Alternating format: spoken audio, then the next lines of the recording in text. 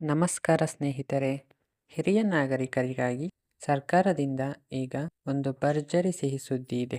ರಾಜ್ಯ ಸರ್ಕಾರದ ದಂತಭಾಗ್ಯ ಯೋಜನೆಯನ್ನು ಈಗ ಆಯುಷ್ಮಾನ್ ಭಾರತ್ ಯೋಜನೆಯೊಂದಿಗೆ ವಿಲೀನಗೊಳಿಸಲಾಗಿದೆ. ಹಾಗಾದರೆ ಈ ವಿಶೇಷ ಯೋಜನೆಯ ನೆರವಿನಿಂದ ಯಾರಿಗೆಲ್ಲ ಉಚಿತವಾಗಿ ಹೆಲ್ತ್ ಪಡೆಯುವ ಅವಕಾಶವಿದೆ ಎಂಬುದನ್ನು ತಿಳಿಯಲು ವಿಡಿಯೋವನ್ನು ಕೊನೆವರೆಗೂ ನೋಡಿ.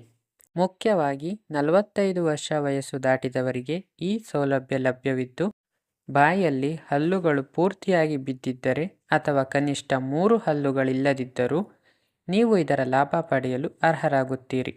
ಈ ಯೋಜನೆಯ ಪ್ರಯೋಜನ ಪಡೆಯಲು ನಿಮ್ಮ ಬಳಿ ರೇಷನ್ ಕಾರ್ಡ್ ಮತ್ತು ಆಧಾರ್ ಕಾರ್ಡ್ ದಾಖಲೆಗಳು ಇರಬೇಕು.